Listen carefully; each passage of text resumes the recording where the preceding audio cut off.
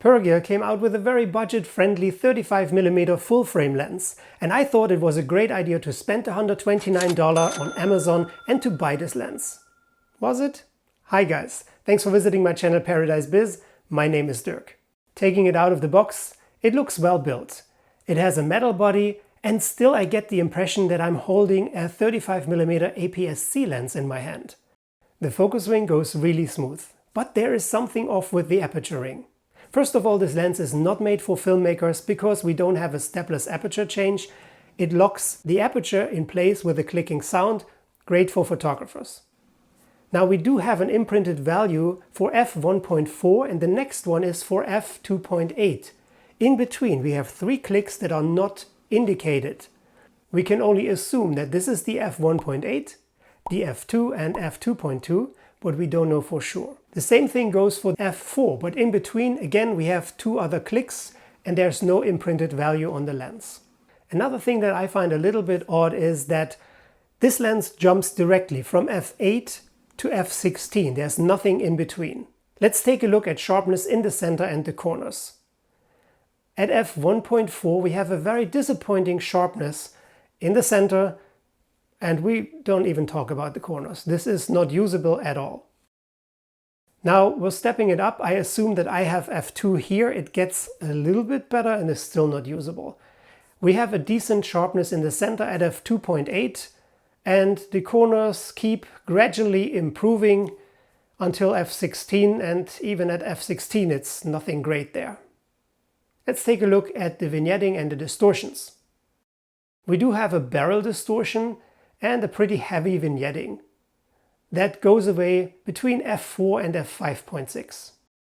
Alright, let's test this lens in real life. This picture of the golfer statue pretty much tells the entire story of the Pergear 35mm f1.4.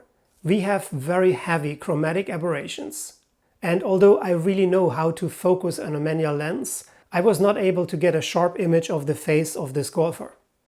Let's take a look at the bokeh. This is quite distracting. It's not only the odd shape, the oval shape of the circles in the background, it's also very busy. I have tested f1.8 lenses with a quieter and nicer background.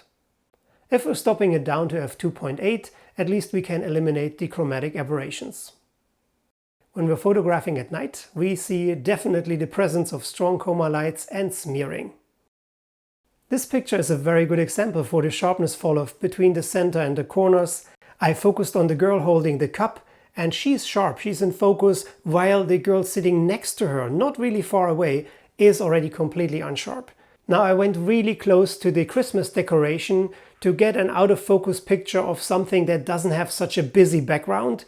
And here you can see that the out of focus background on images like this, on more plain images, is usable, is okay. We have the problem with the heavy vignetting, so a part of the picture at f1.4 is overexposed while the other part is underexposed.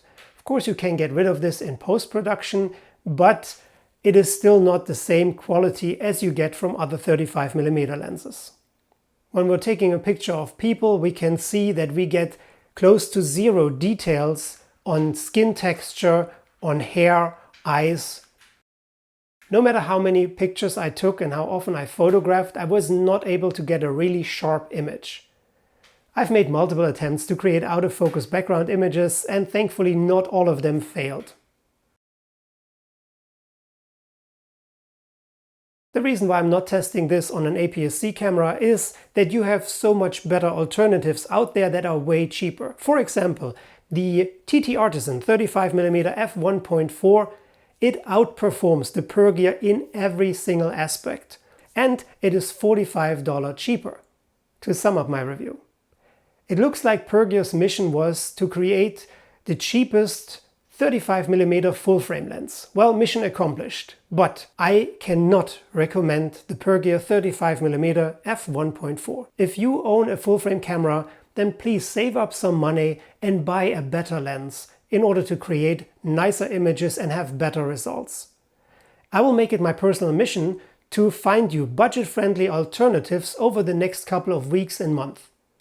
A free way to support my channel is to leave a like. And if you like my channel overall, please subscribe. Next Sunday I'll have a new video for you. Till then, stay safe and take care. Bye for now.